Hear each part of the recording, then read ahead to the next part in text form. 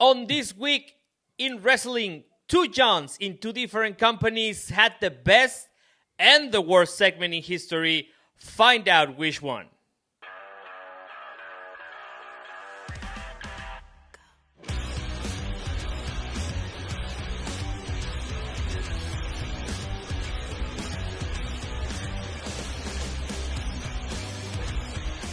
Welcome back to the No Shave Man Cave. This is the Unshave and Unfiltered episode. My name is Tony Allen. I'm going to be your host. And with me, the three gentlemen that have always something to say. Elier, Jay Tilly, and Justin Outlaw. Go ahead, guys. Introduce yourselves. All at the same time? Or? Yeah, right now. All well, at the I gave you an order. You can follow order. Yes. Well, you can go by like alphabetic order if you want. Alphabetical. If your name begins with J, go. Hey, I'm Ellie Jair. Thanks for joining us here in the No Shave Man Cave. Unfiltered type, one each. I'm super pumped. I cannot wait to hear what everybody thinks about whether it was good or bad for the John. Yep. Jay Tilly, I'm glad we're back. I appreciate everybody's patience for our little hiatus there. Life is life, so we get going, but we're back and hitting the road. So yeah, this is gonna be a good one. I am curious too. I have a feeling we have some differing opinions. Yeah, it sounds like it. Yeah. I'm the outlaw. Bang, bang. Let's shoot him up. It's fine. Let's go. Oh, it's wow. Fine. Just remember that. Hitting all the...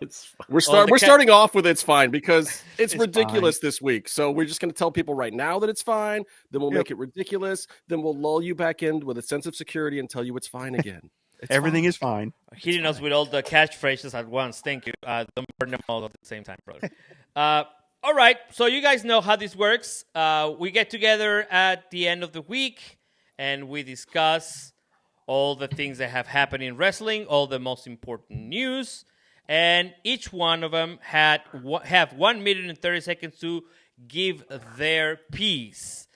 If the topic is very, very exciting or we consider it to be particularly important, then we do a boomerang at one of these segments. So I'm just going to press the button to select who goes first. Bing, bang, boom, bing, boom, bing, boom, boom, bing, boom, boom. Thank you. That saves me a lot of time in editing. Sounds like he wants to go first. Jay Tilly goes first. All right, let's do it. Eliger and the Outlook goes. Oh, I'm on cleanup. Goes last. All right. Yeah, but then again, in the boomerang, you will go first. So we'll figure out who. First segment of the night. This is something that just happened. It just came out, I guess. Outlaw here had not even seen it yet, so I'm guessing it was pretty fresh. Alberto Del Rio is suspended after an altercation with fans during a AAA worldwide event in Tijuana. The former WWE champion got screamed at by a fan, and he jumped the barrier. Took a chair, weakly threw it at the fan, and then he got clocked by another fan. This guy had like a really good aiming, like just clocked him in the head, and then a beer can was thrown at him. Not a good look, regardless of how it is. Questions are,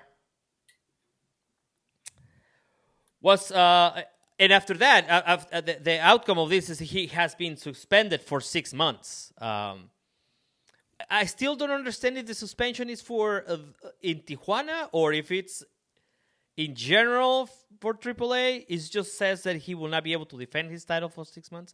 I don't know if that's enough. But anyways, is the suspension justified? Is the altercation justified? Is he jumping into the crowd at any point justified or a good sign of anything? And should the fans also have any kind of repercussions? Because we have not heard anything about the fan. Jay Tilly, you go first. I go first. Go. All right. So, yeah, he was suspended, according to what I read, 180-day suspension from the Tijuana Boxing, Lucha Libre, and MMA Commission. So a legit suspension. Oh, wow. Yeah, that is the real thing. Yeah, real legit suspension. Yes. And my thought is, like, I don't care what. So we don't have the audio, right? So we don't know what That's was the problem. said to We don't him have the, yes. and what was yelled at him. But it doesn't matter, right? Yeah. Like, those barriers are there for a reason. They're for the protection of the wrestlers so that fans don't jump in on the wrestlers and vice versa. The wrestlers should never come out and beat up a fan. Now, we know there's plants. We know there's all those other things going around. Plants? No. And, you know, I've been at events where they have said some horrendous things to wrestlers and just really terrible, like, where I have spoke up and said, hey, man, don't say that. But the wrestler never comes across, right? So I don't know what triggered him and what made him snap. But that chair shot he got from whoever threw that chair from the audience was probably the second most gruesome hit I've seen throughout the week. It was pretty good. Oh, well, yeah. And yeah, I don't get it. And like I said, I don't have the audio. I mean, but I can't think of anything that would be worth risking your job or your life for that matter, jumping into a Tijuana crowd to try to go after somebody. 10 seconds. And, you know, it's out of context there, but I just believe those barriers are there for both protection, right? We should not be getting in the ring to attack them. They should not be coming out to attack us. Time. Yes. Good points. Good points. Elijah, you have 1 minute and 30 seconds now. All right. Thank you very much. Hey, you know, likewise, what Jay Chili was saying is it goes both ways. And I think Alberto is going to... Don't make it weird. Both ways. So it goes both ways. So Alberto Del Rio is thinking that AAA is going to protect him as much as the wrestlers, sports entertainers are going to be protected by the organization. So, you know, Alberto is known for not being the most level-headed Bubba, but at the same time, he's also known for being one of the most entertaining wrestlers, sports entertainers on the planet. So this is an absolute unfortunate event and fault on both sides. And this could be something that could lay a foundation going forward, which will tell, the top 3-4 wrestling companies, to include the indies, protect the wrestlers, protect yourself. Let's continue to have fun internationally. And, we won't have to have Alberto Del Rio off the air for 6 months. Now we have to, find a tournament to honor the AAA title. So Time. I'm here for it. I think he gets to keep it, right? I think he gets to keep it. He just for 6 months. Well, yeah. But it's only the Tijuana commission, which, by the way, is a real. It's like a real government thing. So yeah. Wow. The fact that they had, because we don't know who was in that crowd, right? Remember? Yeah. Yeah. So, all right, Outlaw, go ahead. Alberto El Patron is a national treasure and is not to be played with. Period. There's not a person that was in that arena that didn't know who he was, know what he was about, and knows that they should have not been antagonizing him. And people have to understand, this is not the U.S. This is not America, where some hapless fan gets a drink thrown on them by MJF, and then MJF gets a slap on the wrist, a fine, and or a lawsuit. In Tijuana, they throw piss at the luchadors on a regular basis. They throw bottles, not plastic cups, bottles. Performers have been hit with all sorts of things. It is rough. I've seen women beat up luchadors in arenas in Mexico. It is a different thing. So Alberto, I think, was on his defense. Now, don't get me wrong. He's a crazy individual. He's done some crazy things in his life. He knows what 32% of those things are, and the rest other people know about. But it doesn't matter. He threw the chair at an empty area. He did not try to hit the fan. He was still in character, in my opinion. He threw a chair where he knew it wasn't going to hurt anybody. He could have totally beamed those people. And the way that they turned on him was unacceptable. The crowd should be punished, not 10 him. seconds. And the commission in Tijuana has always been full of carnies who are on the take. It's a bullshit suspension, and I think it should be lifted immediately. Wow. Well, thank you for not. I'm not going to Tijuana anytime soon after this. I would say hot take. That's a flamethrower. Yeah. Hey-o. Yes. But you are correct. Cultural wise, even in a soccer game, if the game is not going your way, people will throw piss at you from the very top of the bleachers. Yeah, it's a different experience. Yeah, the first thing that I asked Kevin Cross once about how going to Mexico was, and he was like, man, they threw piss at me. I did really good. I was like, what? He was like, yeah, that's what they do to the heels sometimes. Like, if they really don't like you and you're the real gringo. fever of it. It's a real thing. Yeah. And, I mean, this was not like triple mania or whatever. This was like a show in a small venue, which is notoriously, if you go here in Monterey, if you go sometimes when wrestlers don't show, you will have an actual riot, and they would go for the promoter and, get your money back by any means necessary. If you're a top guy down in Mexico and you start taking shit off of people, it can be really bad. You don't get your money from promoters. People start treating you differently. Like, it's a different world. The level of machismo has to be very, very high to be the top guy in Mexico. And Alberto El Patron is absolutely the top guy in Mexico right now. He deserves a little bit more than this. Yeah, I think that, the crowd should have known also what might have. And you're correct. He might still be in character, because if he wanted to, straight up to the guy and just beat the pulp out of him, right? He threw it at a row of empty chairs, and he kind of lightly tossed it. Come on. And besides that chair, those chairs seemed like very plasticky. I don't know. They didn't look like your, normal, Dude, he got clowned when he got beamed. Like, that's punishment. That's out on the internet, man. That's he got forever. clowned. That's how they're forever now. All right, he got beamed with that thing, man. And you figure, how much are they going to lose if they're not going to go to Tijuana for the 180 seat venue? How much are they really losing? So if Patron is going to remain the AAA champion, and is right next door. Well, that's what. Yeah. So, Tony, I don't know the answer to this, but how much real power does that commission have outside of that area? I know these commissions are real in their area, and they're also very corrupt, from what I understand. Well, but how much power? But how much power do they have in another area? Can he still wrestle in Mexico City? Can he wrestle? He can Monterey. Still wrestle, he can still wrestle anywhere else. However, they do like 4 or 5 shows over there. So he sits out those shows. Yeah, I mean, 4 or 5 shows. So that is you can leave the belt on him. Yeah, that's what I'm saying. He will probably retain. I don't think they're gonna take it away from him. Okay, very good. Now we're gonna move on to what was one of the John moments of this week. Oh. Yes, John Stick. Well, John on a stick. No.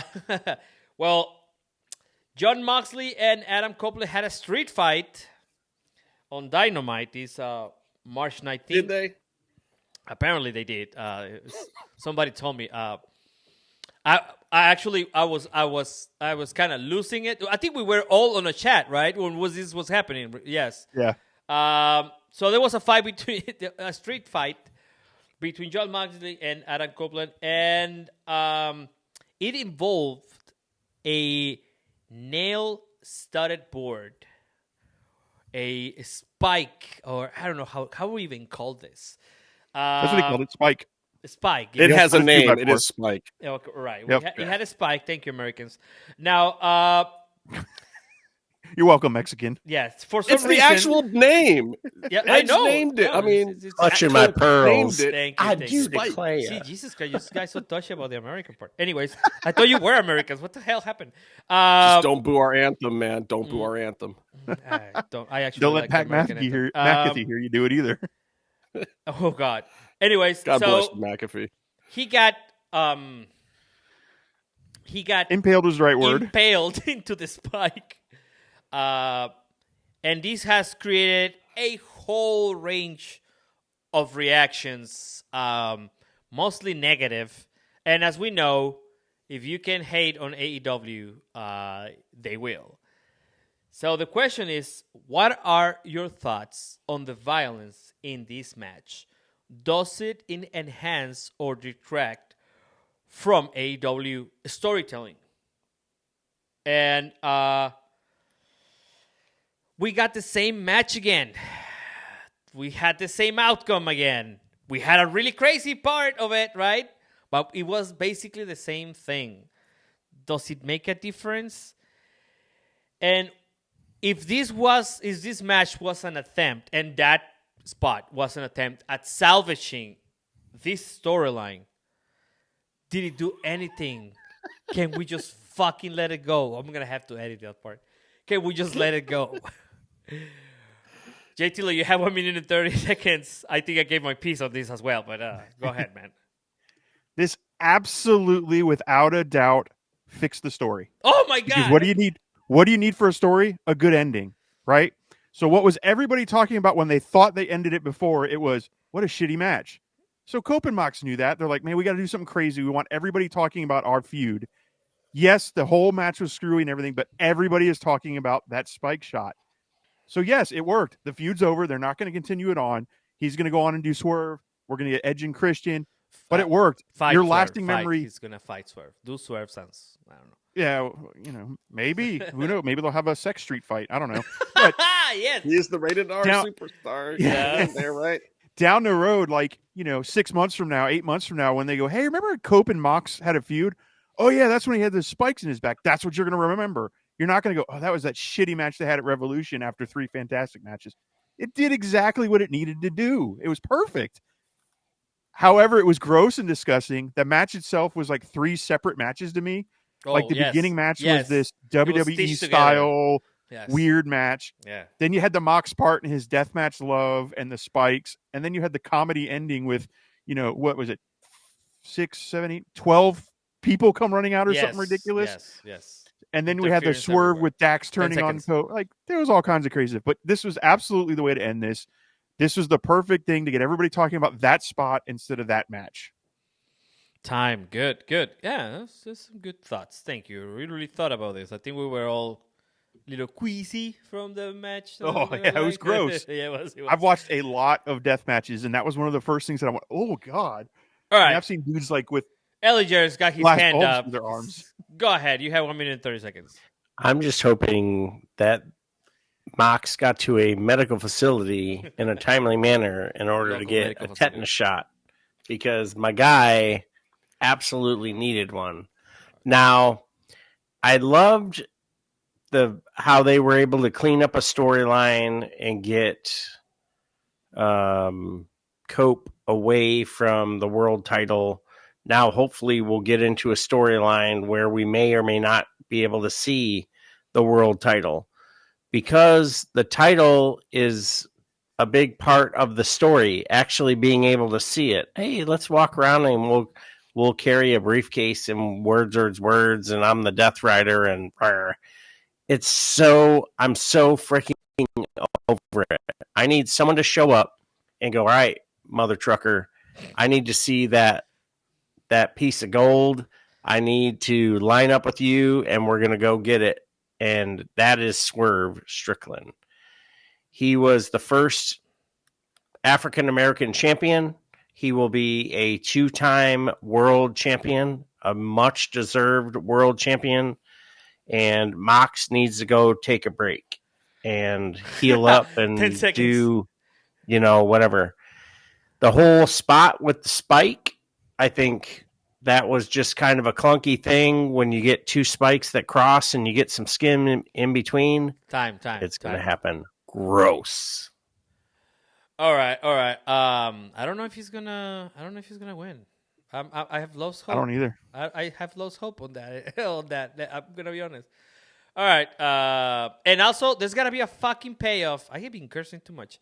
There's gotta be a payoff on the belt thing, on the case, whatever. There's gotta be some kind of. There's gotta be something on that. There's gotta be something on that. Okay. I'm thinking Pulp Fiction. Yeah, at least whatever. I don't care. Something. Like, all right, Outlaw, go ahead. He opens it. It's a mini belt. It's not Marcellus's soul in there. I'm sorry, guys. It's not happening. It's been debunked. This is the whole thing, guys. Tony Khan reads the comments. This entire thing was a do-over for Revolution, and I'll explain to you why. Mox and Cope both said, bro, we're not following Ospreay again. The Ospreay match came after this, by the way. Yep. That was a world title match with a death spot in it and 12 run-ins came before a Will Ospreay match. And also, what came after that? The moment that Tony Storm was involved in. Yep. Right. It was an entire redo of what should have happened at Revolution. It's a retcon. If you don't know what a retcon is, look it up, nerds. It's out there. This was they're nerds, they'll know. Exactly. This was a flat-out retcon of the entire Revolution thing, trying to fix the one bad thing, which was the title match. Also, I found it weird that it was Moxley taking the spike. I kind of wanted to see, Cope take it just to prove that he wasn't a vampire once and for all, that he wasn't brooding in the back or anything weird. But it was gross. It was absolutely disgusting. This is coming from someone who spent time in the ECW arena. I hated the grossness of it. It was perfect. I'm glad everyone threw up in their mouths a little bit. I hope they do it again next week. All right. Real quick. Time. Go ahead. My one thing about it, and I said this to somebody on Twitter, I think they were complaining about it, but AEW promises you in their street fights, in their last man standing, whatever they are, you're going to get a spot that's going to make you go, because you had Hangman Page drinking Swerve's blood. Right. You had the crazy Lucha Brother spikes on the shoes, kick to the face, tearing up his match. They do it every match. And the syringe. Another example of that. Oh, yeah, the syringe. I forgot about the syringe through the cheek. Oh, well, this is why Swerve is mad, by the way, because he's like, dude, you topped my syringe? This is some bull. Yeah. I got to get back in there and get the belt. That's what Nana was really calling. We don't know what's going to happen in syringe. We don't know what's going to happen in Dynasty, because now, I don't know, they're going to throw can I be honest, knives though, guys? at each other or something. Look, Swerve was my champ. He was my guy. He was my black champ that I was really proud of and excited about. I don't want to see him win that belt again. I don't want to see any of these guys with the belt again. I just don't. I think it's time to freshen it up. It makes no sense that you got guys like Ospreay waiting in the wings, that the Rainmaker's never taken a run with this belt, even that Edge or Christian hasn't taken a run with this belt. It makes no sense to me. I love Swerve. I'd love to see him be a 2-time champion. I don't want to see it right now. Yes, it's not time. But I don't think he's puts a better match win. together against the people in the. But I don't want to see Mox as a champ anymore either. Yeah, I know. I was there the night that CM and him had the match, and CM rolled his ankle or whatever the hell in that match. I was there that night here in Cleveland, and I didn't want to see it then. Like, I don't need Mox as a champ anywhere anymore. He proved his point. He's a solid hand. He does good things for the company. Him at the top is not good for business. Swerve at the top is not good for business. They have an out for that, right? They have the unsigned contract on a bank unsigned contract in the bank, so they can do that before any match, and then you just come out and sign it on the spot and do whatever. Yeah. Yes, somebody else got to be champion. We got to have a different storyline. Everybody just take 5, go home. It's fine. It's fine. It is fine. As long as Marina Shafir is still involved, I love her in this role. It's fine. Yes. They could move on to other things. They can just be evil somewhere. They can just be like NWA-ish. This is all an elaborate plot to get Wheeler Yuta over. And it's failing. Anyways, our next topic of the night is going to be AEW Collision's special 2-night broadcast. Oh boy. Again, Collision gets pushed around everywhere, except in the mornings, which I have fucking suggested plenty of times everywhere that I can go to. Just put them in the morning like a kid's show, just make it, like Toonami kind of thing in the morning. I don't know. Anyway, so they're moving it around. It's going to air today and tomorrow at 11. We're recording on Saturday, 22nd of March. It's going to air at 11 p.m., so if you're watching this tomorrow, it's going to air again at 11. To give flexibility for the NCAA March Madness tournament. What's happening here? Is this show important anymore? Is it gonna make it important? Are people gonna watch it at 11 o'clock after watching 75 hours of basketball? Shouldn't they have saved it for a better time slot? They put it again on Saturday morning? Why didn't they put it on Sunday morning? I don't know. What can be done about Collision's time slot? It is important to have the second show, and apparently, since they eliminated Rampage, they need Collision.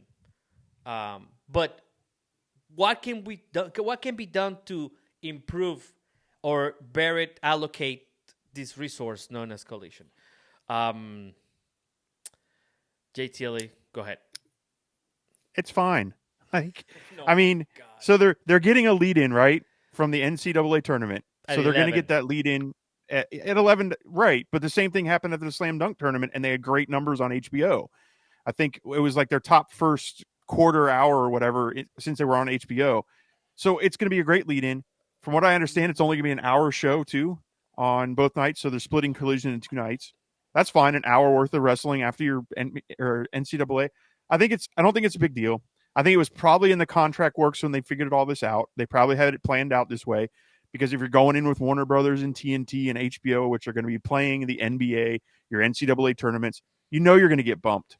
I think the more of the conversation we should aim this towards is the WWE counter programming so much against AEW. They literally are putting on a show against them and All In. They're putting on a show against Forbidden Door. Like, they are directly counter programming. NBA and all that stuff, it's going to happen, right? It's just what it's going to be. I think Collision is going to be fine. They're proving they are following a good formula now. Dynamite's improving week over week. Collision's improving week over week. And just because there's a hiccup here and there, I don't think it's a big deal. Nobody was talking about it when they moved Raw to Sci-Fi for a couple weeks. It's the same deal, right? It's just going to happen. And I think it's fine. Everybody will watch it if they're going to watch it. That's what DVRs are for. It's on HBO. You can see it when you want to. All right, time. Yeah, your rival company is not playing fair? Of course. What do you mean? But your own company not giving you your proper spot? I don't know about that. But pretty please, can we borrow Sting for a night? Yeah, exactly. That's what we should have been talking about tonight. Yeah. All right. That's all I need to say about it. Well, there's still plenty of time for that. We need to know how that develops. I've been monitoring, or editorial team has been monitoring. Elijah, you have 1 minute and 30 seconds. Hey, I love it. I think, the companies have enough confidence in the products that they're putting out and, what they're doing in their time slots. They're like, oh, just like Jay Tilly and the Outlaw have said, it's fine. Now, if we can take from the scripts of professional wrestling, maybe we take this opportunity to use the entire platform that Khan is working from.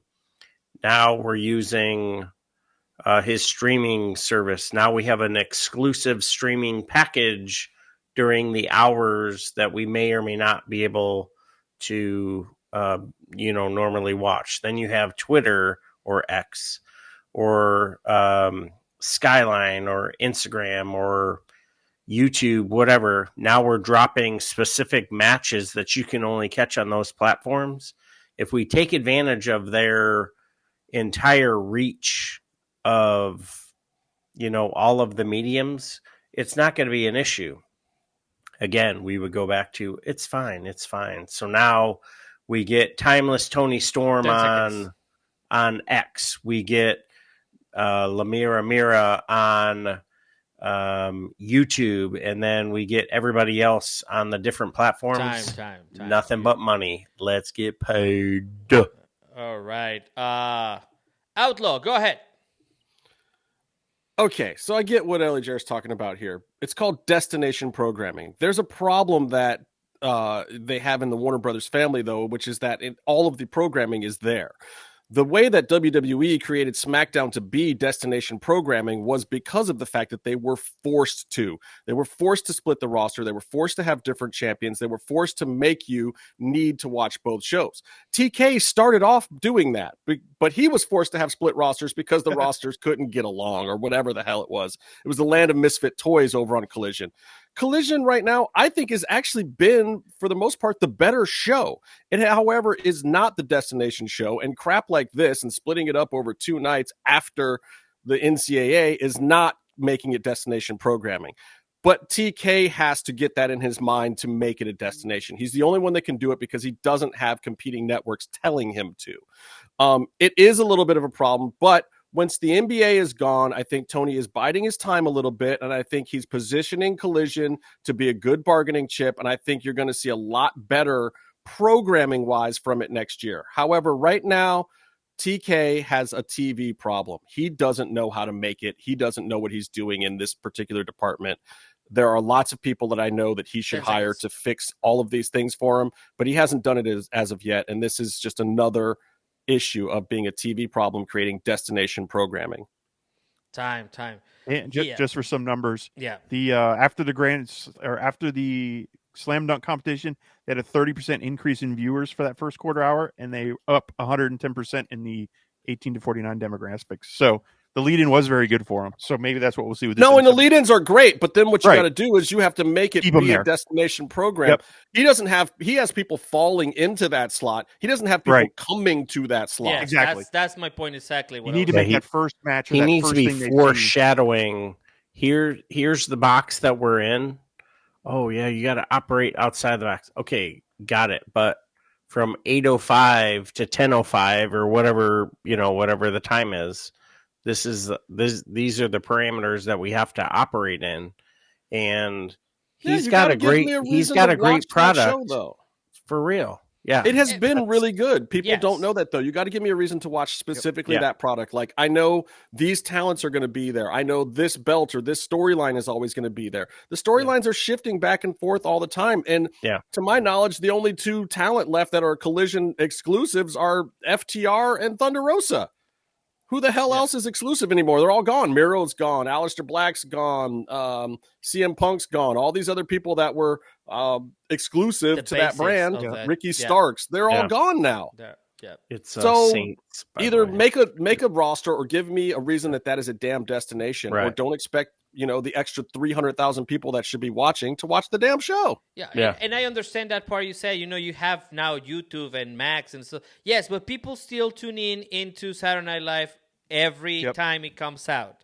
People still tune into the basketball game at 8:00 because that's what you have to educate people that this exists. Because some people, it's our natural rhythmic programming. I know where I need to be Monday through Friday. Exactly.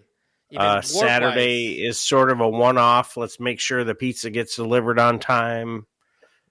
And this is part of why Raw is still the thing, because it is the one damn thing that is in the right place and has been there for 24 years now. And we can prove it. We can prove it because even though the Raw came out internationally earlier this Monday, everyone else did still tune at the normal time. More time. And it was there for me. Yes. And it was there.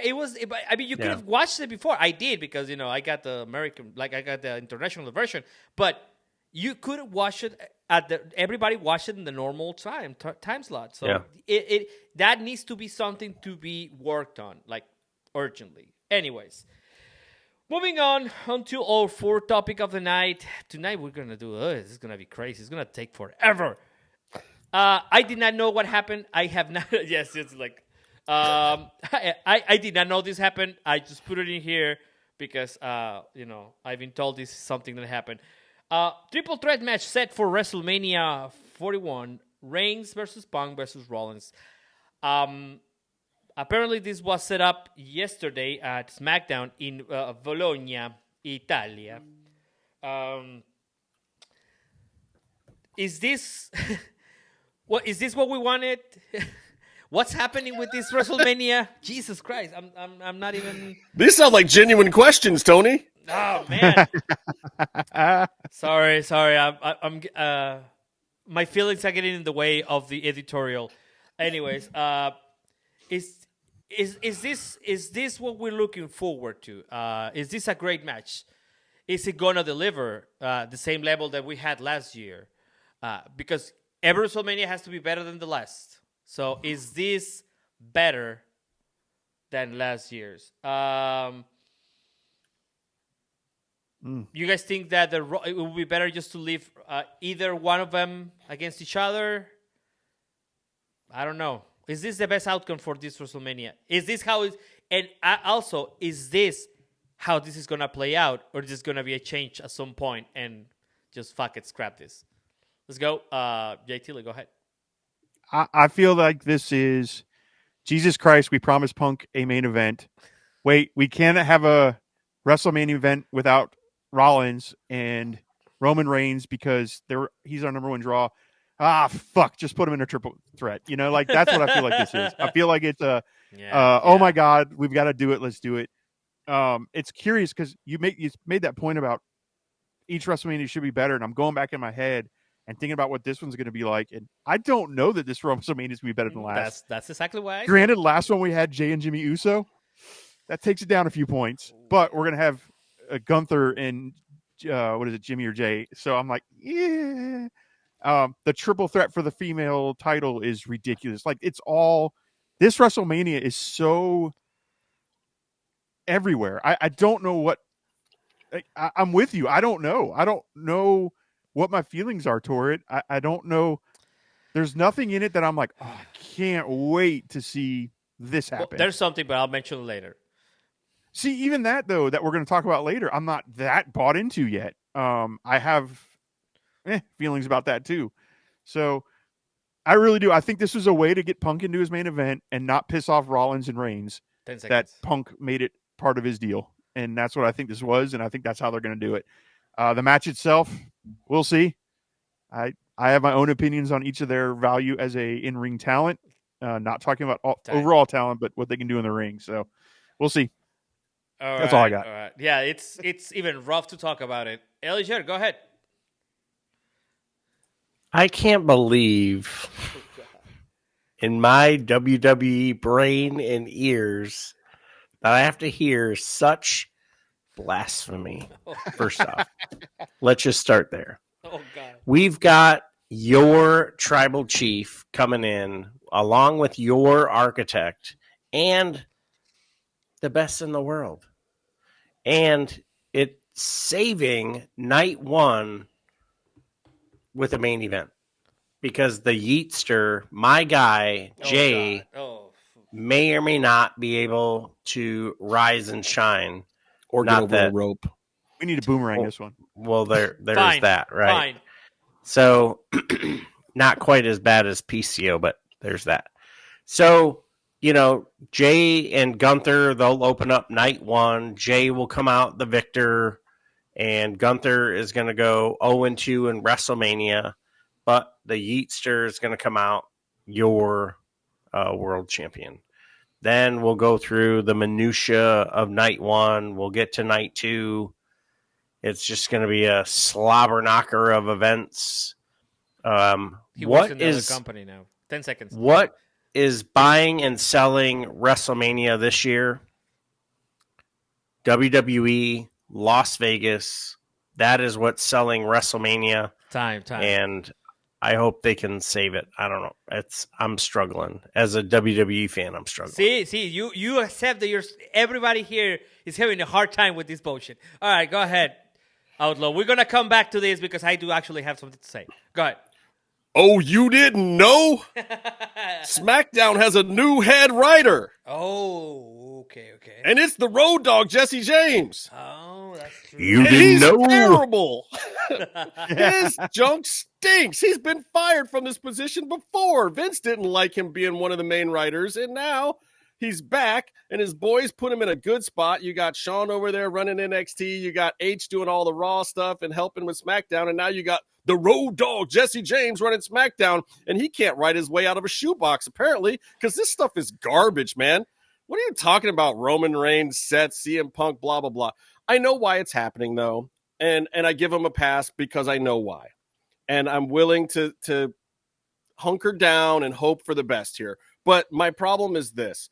Roman Reigns, they used up all his days last year. Things were going. It was cooking. It was great. He's got this contract where his days were spread out over a 5-year period. And then he goes into this bonus time like Brock Lesnar used to go into where they have to start paying him for appearances. So now they got to be super duper careful with the guy. And I think what happened was The Rock came in and was like, guys, we could do the thing with me and Roman, but maybe this just isn't the time. You already got Cena here. I think we can do something big with him. I don't think this is the time. Like, you know, Roman, are you cool with taking a little bit of a back seat here? CM Punk, let's keep this dude happy and try to find something. But my question for you and why I think we should boomerang this is, what the hell is the first night main event of WrestleMania? Because I don't know that it's any of this garbage. Time. Okay. No, the only thing that is saving WrestleMania for me right now, it happened on Raw, and it was that Penta is going for the IC title, and that is the only thing in the whole 2 nights that I'm looking forward to. Is he? But is that at WrestleMania? Wow. Is he? Yeah. And do you think that Chad Gable isn't going to get in there somehow in that mix? I hope that the storyline takes into where Phoenix comes in. It'll be a triple threat. Yes. Oh, stop with the fucking triple threats. It'll be a triple threat. That makes Chad no one Gable. a main eventer. Every match is going to be a triple threat. It's a fatal 4-way because we're going to put Gable and Phoenix in it. No, stop. Also, if the only reason why you're buying a pay-per-view is because of gambling, hookers, and Coca-Cola, let's call it that. I also hate to tell you this, but the Mexicans are going to take all the bumps in that particular fatal 4-way. No shit. That never happens and the L's. Yeah, thank you. And the L's. All right, JT, go ahead. Boomerang this shit. Yeah, so it's funny we're talking about this. It's a problem that WWE created themselves with who they had win the Royal Rumble. Both of them. I mean, if they weren't, to me, it goes to show that they're more of a merchandise selling company than an in-ring performance wrestling company. You say that like it's dirty. Let's make money. Merch is and it's all for them, but it's just not my cup of tea, right? Like, I would rather see somebody who could put on a banger of a match in there, and have a personality and sell things. Like, why not have Punk win? If you wanted Punk to have a main event and you wanted a main event that people were going to turn into and go, oh my God, I want to see this at WrestleMania, Gunther and CM Punk, holy shit, you're telling me that wouldn't sell tickets? Yes. That would make me go, I really want to see this match. I want to see that more than I want to see Cody and John Cena. Like, or have him go after Cody. Like, there's so many things they could have done. So this is a thing that I believe, it's funny. I think they went, oh, these are great ideas. And then they went, oh, man, maybe we shouldn't have done this. This hurts because it just seems all over the place. It feels like they had plans going into what they thought was going to work, and the fan reaction, they're going, oh, we got to scramble and fix it now. And that's just what I think it is. And it's all a problem that they created themselves. Like you said, Penta coming in. I hope that's the case. That'd be a great match. Seconds. I just don't trust them to do it. I see him doing it before WrestleMania. They kind of swerved us already once on that one. Yeah, right. Right, exactly. We've seen the exact clip we saw on Monday. We saw like 4 weeks ago when he made his debut. Time. Yes, it did happen. This is the second. This is as Outlaw he was saying. This is the other one was a retcon, and this is a remake. So yeah, whatever. All right, Elijah, go ahead, man. I think, why do we have people win and why do we have people lose? It's simply to move the needle, right? Why do folks change the colors of their hat, black or white, simply to move the needle?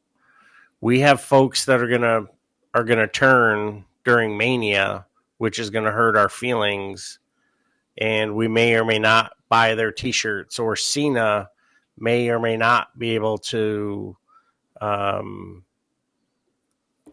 make a wish. However, I think the programming and the way that we're going toward WrestleMania is simply the big machine. It doesn't matter about an individual. It doesn't matter about any title. It matters about the logo, and it matters about folks pointing to the WrestleMania sign. Jey Uso and Gunther are going to open up night one. Jey Uso is going to walk out your world champion. Gunther is going to be able to show out and show up and be the eternal victim, and he is going to go on the grind for the next year. 10 seconds. So that is going to be the shit. John Cena is going to show up. It's your fault that he had to churn. And all right, time. We're going to talk about John next. It's brutal. Yeah, it's brutal. Fucking lost my train of thought here. Okay, all right. Outlaw, you have your minute and 30. Go ahead. Hi, it's me. Paul Levesque is in fact the booker of the year. He is. Guess what? He's not booking this shit. TKO is booking this, man. This is being booked from the top down. Paul is being handed this, and I think he's got to work his way out of it. I do have faith in the guy. I've seen what he's done. He's done a lot of really, really good stuff the past few years. And please don't hate on him for this. I think a lot of business decisions were made. I think that some better things that could have happened got held back on because Rock couldn't make his decision yet, because they hadn't had enough time to sit down with him yet and see what the big programs were going to be. They got a good big program. I think, question mark, we'll see. And the rest of this stuff has to trickle down. What I love, like CM Punk and Roman Reigns, I have no problem with that. Throwing Seth in there, not as good to me. And all three of them pointing at the sign the other day, I get it. It's a business thing. They're building that clip reel like I've said they do before. But at the same time, like, it's not doing much for me. Rhea Ripley is a whiny crybaby right now. Not doing much for me. Jey Uso tripping on the top rope, looking like a top dollar Timu. It's not good. It's like... there's a lot of things right now that are not working for me, but I do have faith in Triple H, Paul Levesque, as the booker of the year, and I think he can get this done. Just don't listen to Road Dogg, bro. All right. Yes. Crazy enough, this segment was going to be cut out when we were doing this, and it became this whole thing. By the way, I think Eliger just too big to fail WrestleMania.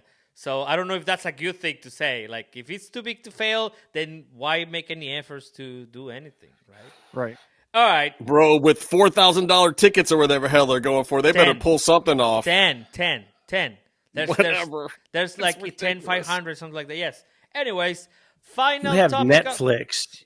You have Netflix. You have Warner Brothers. You have USA. You have the state of Nevada, the city of Las Vegas, and everybody and their brother throwing money at this NBC Universal. Don't forget NBC Universal. NBC Universal. Yeah. There is no way that WrestleMania can lose money.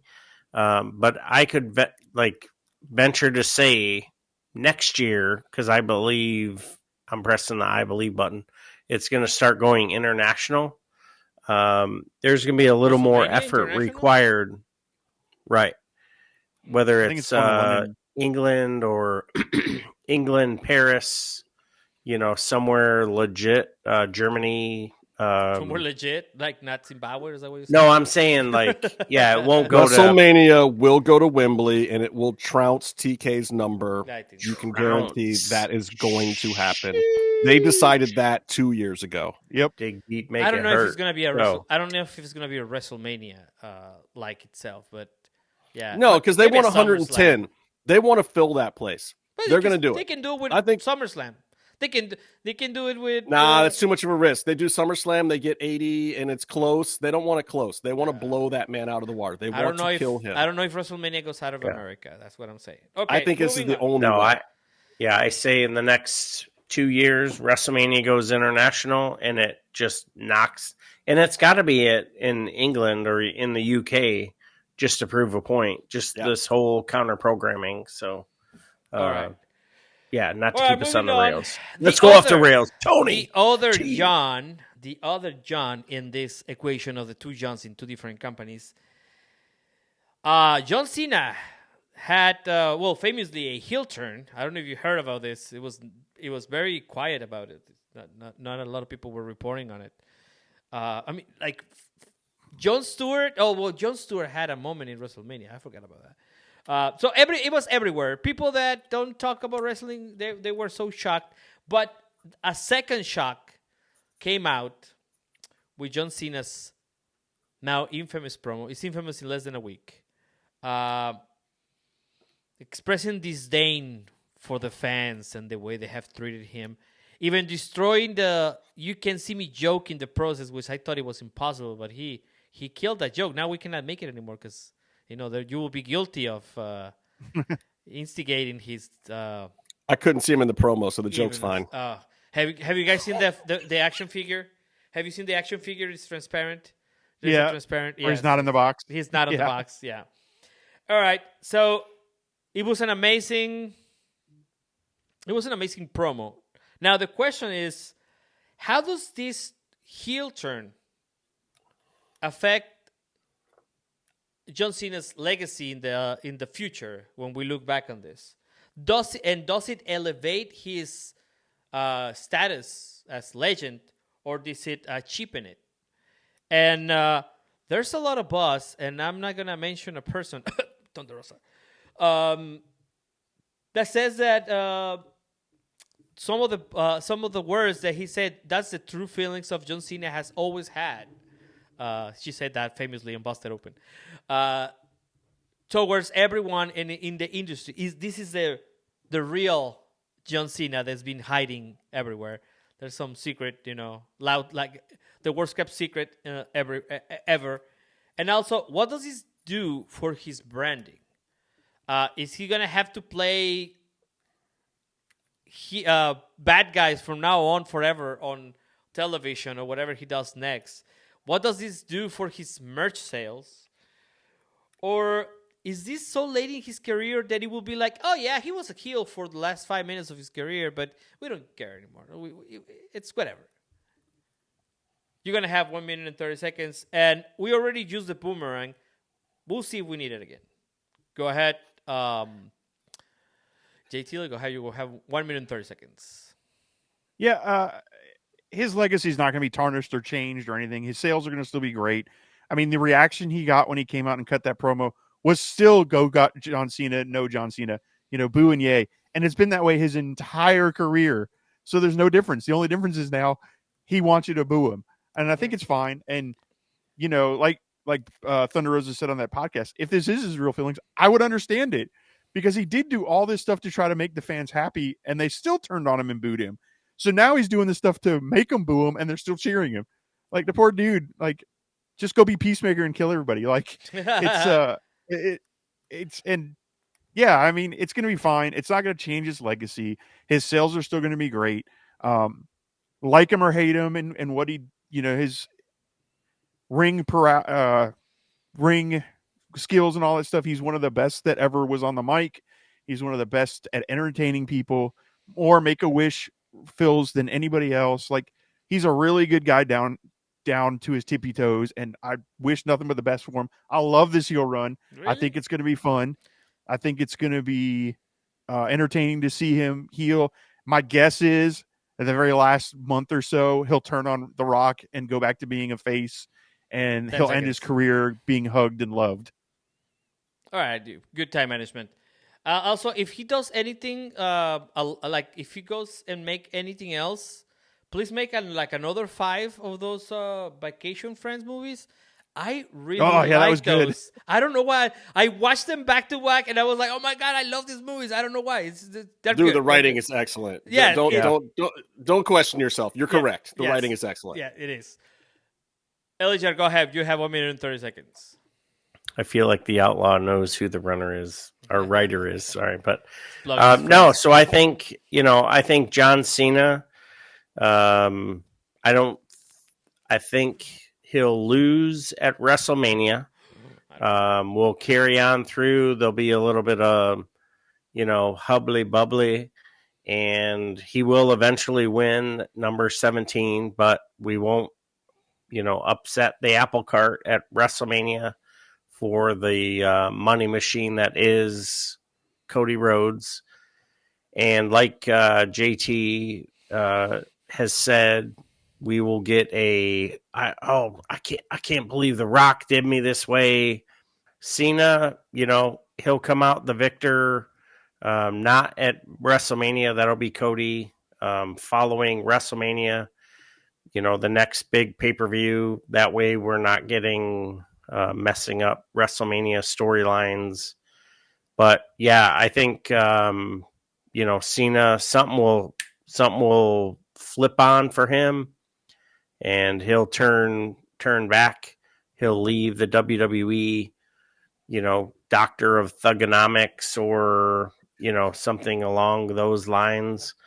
But it'll be interesting to see how do we remember John Cena over the last 25 years and not include, the next 9 months. So time.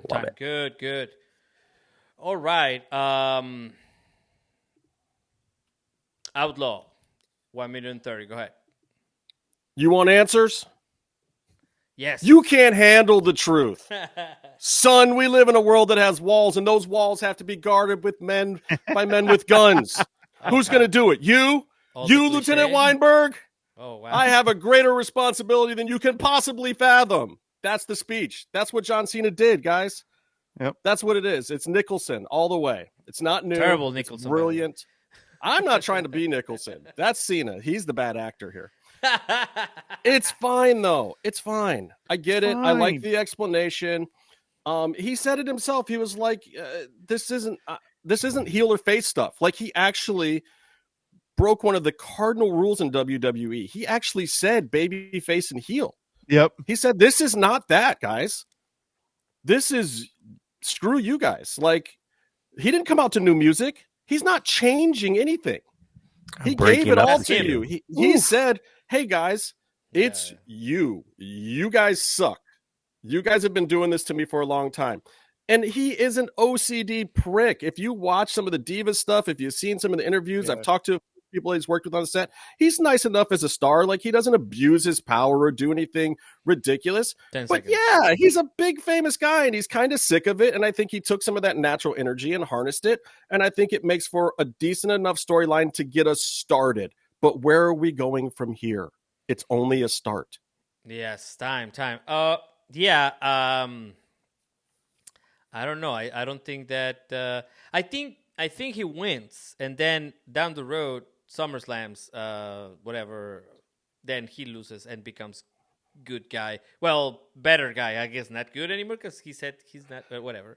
This is not a dick. But I'm serious. Like, look, on the spot on international television. It is the few good men thing. It's like the bad guy in real life. The bad guy does not know they're the bad guy. The bad guy genuinely feels justified in what they're doing. They have their reasoning. Those are the real bad people. Yes. They're not evil. They're not malicious. They're not trying to screw you over. They're trying to meet whatever their objectives are. Yep. And it's just that the majority of people don't agree with those objectives. John Cena is playing that role, and I think that's very great way for him to turn heel right now.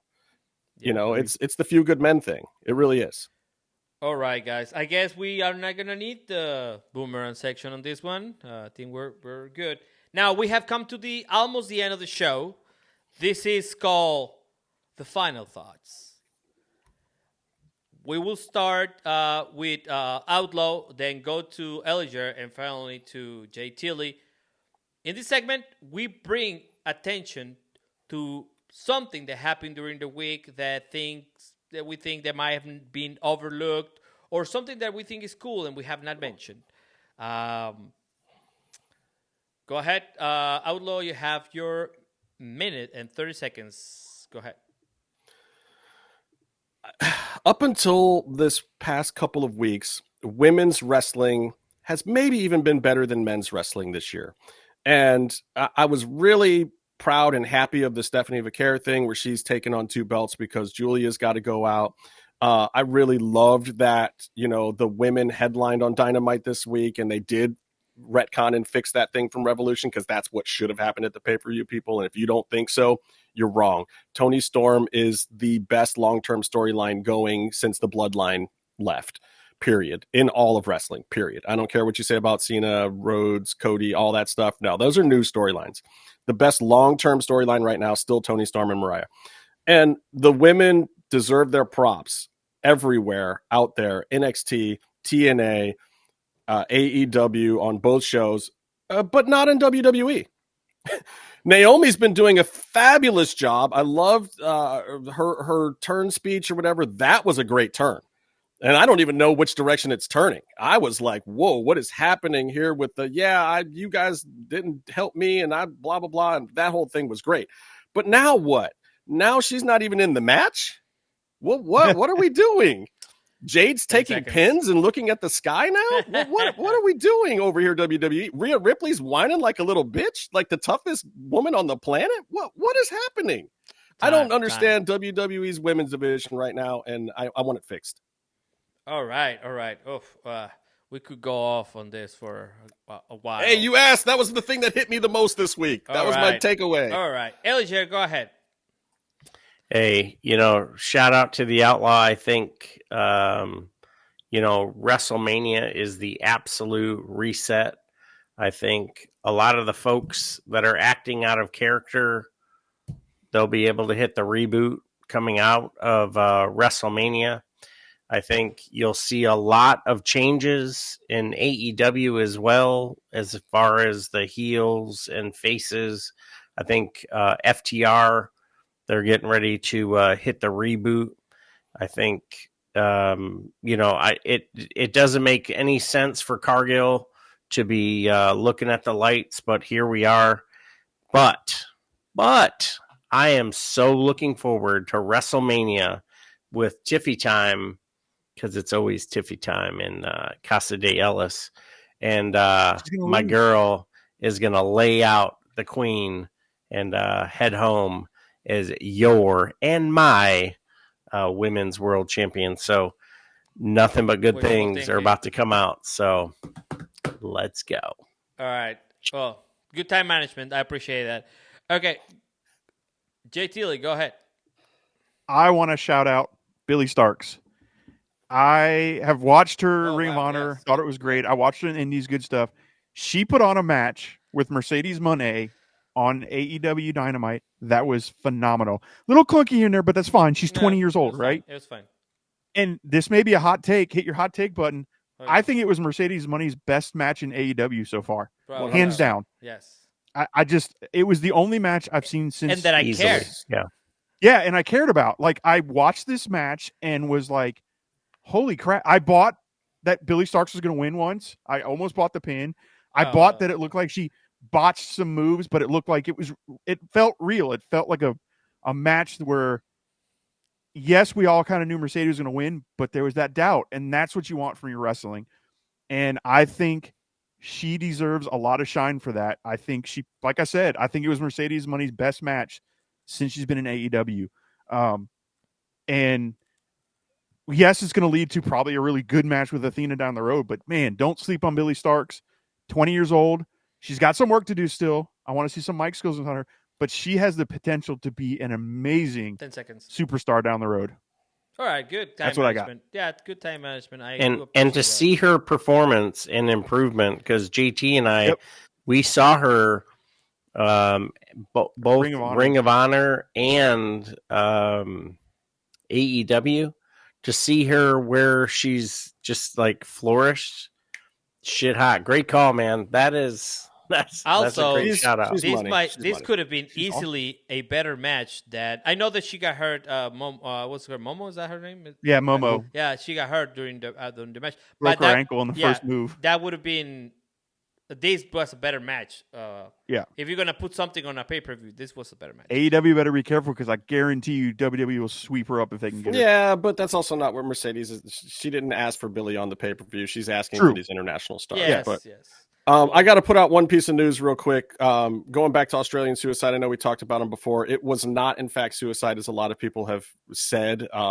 He actually fell down a flight of stairs and was very sick for a few days and was bleeding from the head. And then some other complications happened along with that. And he didn't get to medical attention fast enough. But, props out to his family. Also out to the family of George Foreman, one of the greatest champs of all time. Passed away. Rest in peace, George. Big man. Yep. I still remember those matches. I was very young, but I always watched boxing, so yeah, it was it did come by surprise yesterday. And I still got that grill sitting in the kitchen in there too, man. I think mine's in the garage, but yeah. And we're never gonna forget him, because he's got 47 kids, all named George. One of them has to be a boxer. One. George Foreman. 5 of them might be. 5. We'll never be able to tell them apart. We'll never know. It's just another George Foreman fighting. Maybe George. I think his daughter will be the top fighter or something. And she's Georgia. All right.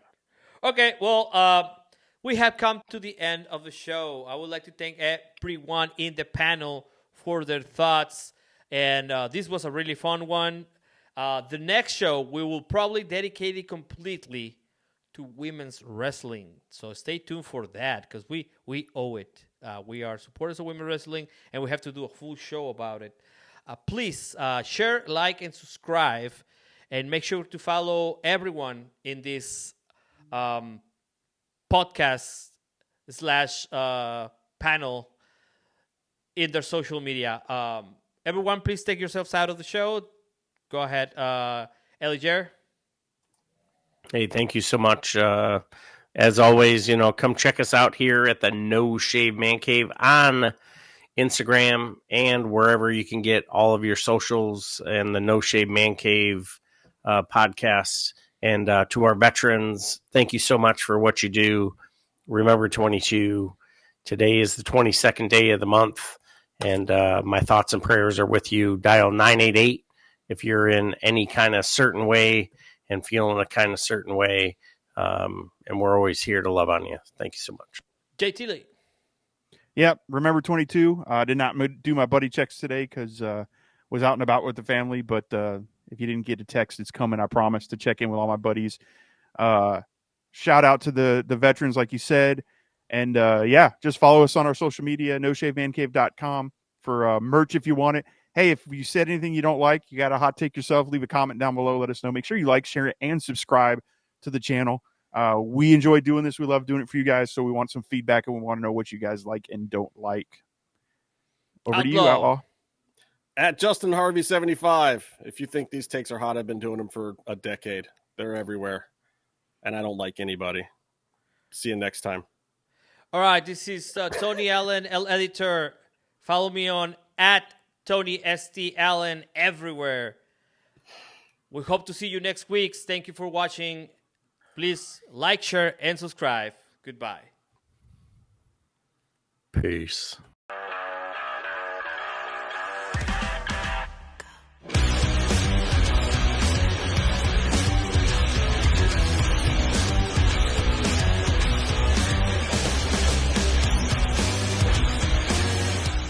And I don't want to record.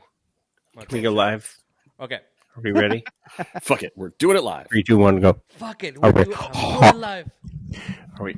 That was the intro to my other podcast, was the fuck it, doing it live thing. Can we go live right now? Okay. I don't know. Trying to lighten the mood a little bit. Everybody's so serious, man. I don't know why. I'm not at all. I don't know why the acid is hitting that hard right now, but let's go. No. The blooper reel is going to be great on this one. Yeah, I know. Yeah.